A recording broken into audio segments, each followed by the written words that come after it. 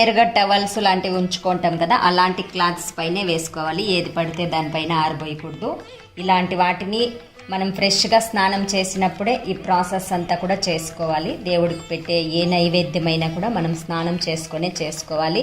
అలాగే యూస్ చేసే వస్తువులు, గిన్నెలు ఇవన్నీ కూడా పవిత్రంగా ఉన్నవి, నాన్ వెజ్ లాంటివి వండకుండా ఉన్నవి పేరుగా ఉంచుకొని చేసుకోవాలి నాన్ వెజ్ చేసే వాళ్ళందరూ. ఇంకా ఈ బియ్యం అయితే మనకి నూకులు రావాలి, పిండి రావాలి అంటే కొంచెం బాగా డ్రై అయిన తర్వాత బరకగా మనం గ్రైండ్ చేసుకున్నాం. కొంతమందికి ఉండదు, అలాంటి వాళ్ళందరికీ కూడా మీకు ఒక చిట్కా చూపిస్తాను చూడండి. మామిడి ఆకులు మనము ఒక ఫెస్టివల్స్ కూడా ఒక్కొక్కసారి వెంటనే మనకు వస్తూ ఉంటాయి కదా. ఇలా ముందు రోజే, ఇదైతే మేము నిన్నే తెచ్చుకున్నాం. ఇవన్నీ కూడా ఇలా వాటర్ ఒక బౌల్లో కానీ టిఫిన్లో కానీ. ఇంకా ఇదైతే కుడుములకి చెప్పాను కదా, బరకగా కొంచెం నూకులు లాగా ఒకటి రెడీ చేసుకోవాలి. నీళ్లు బాగా మరిగిన తర్వాత మనం తయారు చేసుకున్నాం కదా రవ్వలాగా, బియ్యపు రవ్వని ఇందులో వేస్తూ ఎలాంటి ఉండలు లేకుండా మనం చిక్కదనం వచ్చే వరకు కూడా కొద్దిగా వేస్తూ కలుపుకోవాలి. అలాగే ఇది ఎలాంటి ఉండలు కట్టకుండా చూసుకోవాలి, ఎందుకంటే మనం ఇది సంగటిలాగా ప్రిపేర్ చేసుకోవాలి కాబట్టి. అలాగే మనము అది బాగా స్మూత్గా రావడానికి కొద్దిగా నెయ్యిని కూడా మనం ఏదైతే ప్రసాదాలకి యూస్ చేస్తూ ఉంటామో ఆ నెయ్యిని వేసి, అలాగే సాల్ట్ కూడా వేయాలి టేస్ట్గా ఉండడం కోసం. రెండు వేసి కాస్త చిక్కబడిన తర్వాత మనం సంగటి ప్రిపేర్ చేసేటప్పుడు ఎలా పిండి వేస్తామో రాగిపిండి, అలా బియ్యం పిండిని స్మూత్గా ఉన్నదాన్ని వేసి తయారు చేసుకోవాలి. అలాగే ఇలా మనం కాసేపు అది ప్లేట్ ఉంచి వేడికే మనకి బాగా కుమిలిపోతుంది. అప్పుడు మనం ఇలా సంగటిలాగా ప్రిపేర్ చేసుకొని బాగా స్మూత్గా, ఈ టైంలో మనం ఇంకాస్త నెయ్యి కూడా వేసుకోవచ్చు. అలా తయారు చేసుకోవాలి. ఇప్పుడు మంటపం అనేది పాల వెల్లి ఉన్నా లేకపోయినా, లేని వాళ్ళు చెరుకుతోనే పాల వెల్లని చిన్నగా తయారు చేసి పెడతారు. వినాయక స్వామికి కుడుములు, పాల వెల్లి అనేది చాలా ఇంపార్టెంట్. అలాగే వ్రతంలాగా చేసుకోవాలి. ఎవరెవరైతే వరలక్ష్మి వ్రతం జరుపుకుంటారో కలశ స్థాపన చేసి, వాళ్ళందరూ కూడా వినాయక చవితి కూడా మనం అంతే బాగా జరుపుకోవాలి. అంటే కలశ స్థాపన చేయాలి. ఇంట్లో నిత్య కలశమే కాదు, స్వామివారికే వేరుగా కలశ స్థాపన చేసి ఇలా మనం పంచపల్లవాలతో మంటపాన్ని ఏర్పాటు చేసుకొని పాల వెళ్ళి అందంగా అలంకరణ చేసుకొని, మీరు ఇంట్లో అయినా బొమ్మ ప్రిపేర్ చేసుకోవచ్చు, లేదు అంటే బయట కూడా తెచ్చుకోవచ్చు. సో కుడుమలైతే మనకి రెడీ అయిపోయింది సంగటి ప్రాసెస్ అంతా కూడా. సో దాన్ని ఒక అరిటాకు పైన ఉంచి వేడి పైన చేసుకోవాలి, అప్పుడే మనకి బాగా వస్తుంది. సో మధ్యలో పూర్ణం, ఈ పూర్ణానికి పచ్చి కొబ్బరి, నువ్వులు, అలాగే బెల్లం ఇవన్నీ కూడా మిక్సీ పట్టుకుంటే ఇలా పూర్ణం తయారవుతుంది. పల్లీల పౌడర్ కూడా వేసుకోవచ్చు అందులో, యాలకుల పొడి అన్నీ కూడా వేసి ఇలా మనం ఒక ఆకు పైన ఉంచి ఆ వేడి పైనే ఇలా మధ్యలో వెడల్పుగా చేసి సంగటిని దాంట్లో పూర్ణాన్ని ఉంచి ఇలా ఒత్తామంటే మనకి కుడుములు అనేది తయారైపోతుంది వేడిగా. దానిపైన మళ్ళీ నెయ్యి అలా వడ్డించి మనం స్వామివారికి పెట్టాలి. సో ఇక్కడ మనం బొమ్మ ప్రిపరేషన్ ఇంట్లోనే తయారు చేసుకునేవాళ్ళు. పసుపు 1 కప్పు తీసుకోండి, మైదా 1 కప్పు, రెండు ఈక్వల్గా తీసుకొని ఎలాంటి ఉండలు లేకుండా బాగా మిక్స్ అయిపోవాలి. అలా మిక్స్ చేసుకొని దాంట్లోకి వాటర్తో కానీ లేదంటే పాలతో కానీ స్వామివారికి మనం చపాతీ పిండి ఎలా తయారు చేస్తామో అలా తయారు చేసుకోవాలి. ఒక 10 నిమిషాలు పక్కన ఉంచామంటే స్మూత్గా తయారవుతుంది. అప్పుడు చేసామంటే ఎలాంటి చీలికలు లేకుండా బాగా తయారు చేసుకోవచ్చు. ఇప్పుడు స్వామివారి ప్రతిమ ఎలా తయారు చేయాలనేది చూస్తూ, సో ఈ సంవత్సరం ఈ 2024లో ముహూర్తాలు ఎలా వచ్చాయి, ఏ గడియల్లో స్వామివారిని ఇంట్లోకి తెచ్చుకోవాలి, ఏ గడియల్లో ప్రతిష్టాపన చేయాలి, కలశ స్థాపన ఏ గడియల్లో చేసుకోవాలి అన్నీ కూడా తెలుసుకుందామా.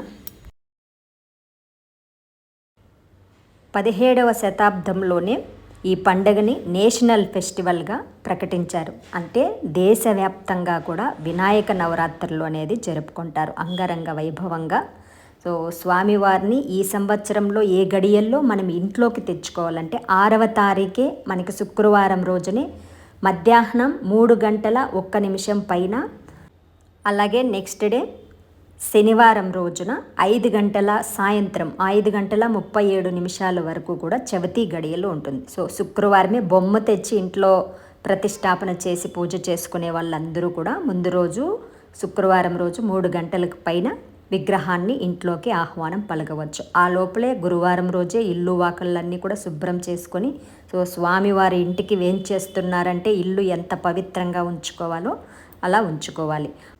స్వామివారి ప్రతిష్టాపన జరిగిన తర్వాత ఆ రోజు సాయంత్రమే నిమజ్జనానికి పంపాలి, లేదంటే 3 రోజులు ఉంచుకోవాలి. ఇప్పుడు వరలక్ష్మి వ్రతం అయితే ఈరోజు చేసుకుంటాం, రేపే కదిపేస్తాం. సో వినాయక చవితికి అలా కాదు, ఆ రోజే పంపాలి, లేదంటే 3 రోజుల వరకు ఉండాలి. 3 రోజుల వరకు కూడా వినాయకుడు భోజన ప్రియుడు. నైవేద్యాలు అలా మనం ఉదయం సాయంత్రం పెడుతూనే ఉండాలి. ఆ శక్తి ఉన్న వాళ్ళు 3 రోజులు పెట్టుకోండి, లేదంటే ఆ రోజు సాయంత్రం అంటే శనివారం రోజే. మనకి ఇంకొకటి ఏంటంటే సాయంత్రం 6:51 నుంచి 8:39 వరకు కూడా రాత్రి మనకి వర్జ్యం అనేది ఉంటుంది. ఆ గడియల్లో స్వామిని నిమజ్జనానికి పంపకూడదు. అంటే మనం చిన్నగా విగ్రహం పెట్టుకున్న వీధుల్లో పెద్ద పెద్ద విగ్రహాలు ఉంచుంటారు కదా, అక్కడ తీసుకువెళ్ళి ఉంచేయడం అంతే. సో ఈ గడియలు కాకుండా 8:39 పైన ఆ తర్వాత ఒక 9 గంటలకు అలా తీసుకువెళ్ళి వీధిలో ఉన్న వినాయకుల దగ్గర మనం మన బొమ్మని ఉంచేసి వచ్చేయవచ్చు. సో అలా ప్రాసెస్. లేదు అంటే మీరు 3 రోజులు ఇంట్లోనే ఉంచుకోవాల్సి ఉంటుంది, నియమాలు కూడా పాటించాల్సి ఉంటుంది. సో ఈసారి మనకి విశేషంగా బ్రహ్మయోగంలో చవితి గడియలు అనేది వచ్చింది. పండగ కూడా మనం ఈసారి బ్రహ్మయోగంలో చేసుకోబోతున్నాం. సో ఈ బ్రహ్మయోగ గడియలు ఎప్పుడు అంటే 6వ తారీఖు 10:14 అంటే రాత్రి, అంటే శుక్రవారం రాత్రి ఆ టైంకి బ్రహ్మయోగం స్టార్ట్ అవుతుంది. సెప్టెంబర్ 7వ తారీఖు అంటే శనివారం పండగ రోజున 11:16 అంటే రాత్రి సమయం వరకు కూడా బ్రహ్మయోగం గడియలు అనేది ఉంటుంది. సో మనం పండగ ఉదయం చేసుకున్నా సాయంత్రం చేసుకున్నా ఎప్పుడు చేసుకున్నా కూడా బ్రహ్మయోగంలోనే ఈసారి పండగ జరుపుకుంటున్నాము అనేది ఇందులోని ఆంతర్యం. ఇక పూజా టైమింగ్ విషయానికి వచ్చినట్లయితే మార్నింగ్ శనివారం రోజున 4:30 నుంచి 5:18 వరకు బ్రహ్మ ముహూర్తంలో, బ్రహ్మయోగం బ్రహ్మ ముహూర్తంలో కలశ స్థాపన చేసేవాళ్ళు, ముందు రోజే బొమ్మ తెచ్చుకున్న వాళ్ళు ప్రతిష్టాపన చేసి ఇంట్లో ఉన్న ఫ్రూట్స్ లాంటివి ఉంచి ఒక మొదటి మంగళహారతి అనేది వరలక్ష్మి వ్రతానికి ఎలా చేస్తామో అలా అనేది స్టార్టింగ్ అనేది చేసేయండి. ఎందుకంటే ఆ ముహూర్త గడియలు చాలా శుభప్రదం కాబట్టి. తర్వాత మీరు మధ్యాహ్నం అభిజిత్ ముహూర్తం 11:49 నుంచి 12:38 వరకు మధ్యాహ్నం వరకు కూడా అభిజిత్ ముహూర్తం ఉంటుంది. ఇక్కడ వరకు మనం కుడుములు లాంటి నైవేద్యాలు వేడివేడిగా మీకు ఎన్ని వీలైతే అన్ని నైవేద్యాలు చేసి ఇక్కడ మహామంగళహారతి, మహానైవేద్యం పెట్టి మహామంగళహారతి అనేది ఈ గడియల్లో ఇచ్చినట్లయితే చాలా చాలా శుభప్రదం. ఓకేనా?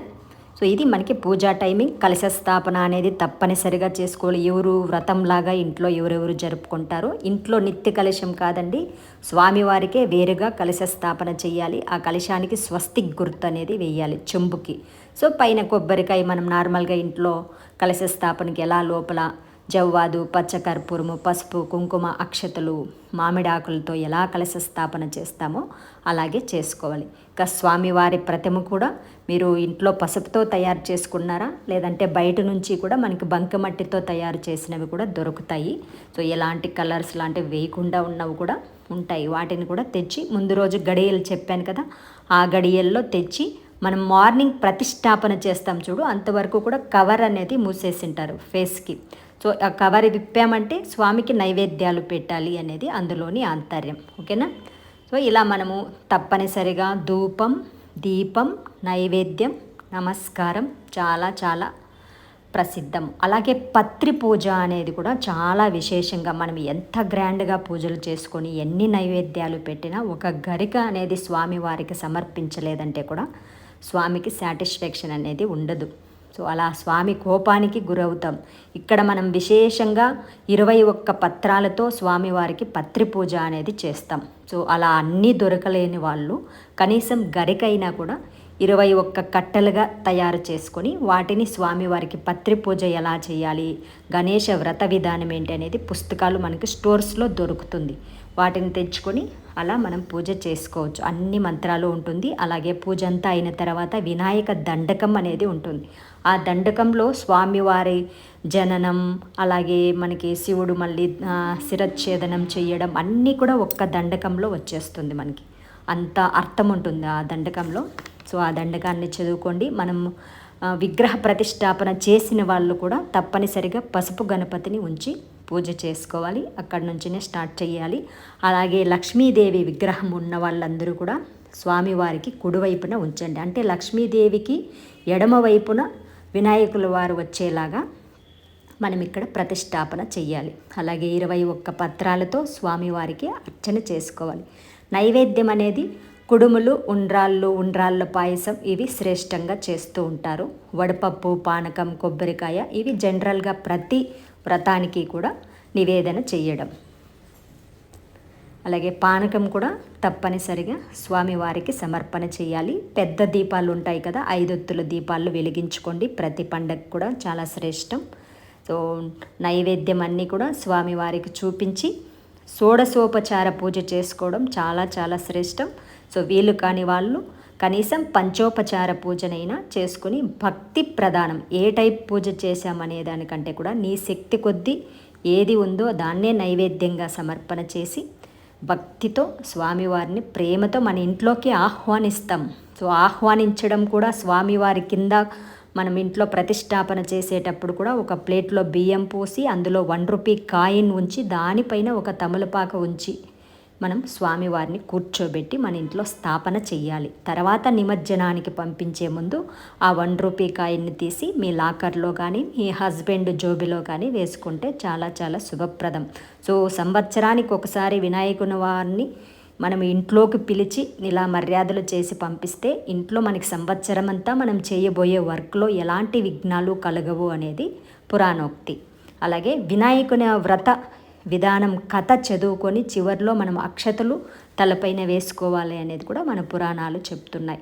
సో అలా చేసుకొని వారికి అమ్మవారు చంద్రునికి శాపం పెడతారు కదా, ఆ శాపం అందరికీ వర్తిస్తుంది అని కూడా మనకి పురాణాలు చెప్తున్నాయి. ఇదండి ఈరోజుటి వీడియో. సో ఇదైతే వినాయక చతుర్థి సంపూర్ణ పూజా విధానం. ఎవరెవరైతే ఇంట్లో పూజా విధానం చేసుకోవాలా అనుకుంటున్నారో వాళ్ళందరికీ ఉపయోగపడే వీడియో. దీనితో పాటు ఇంకొక వీడియో కూడా వస్తుంది.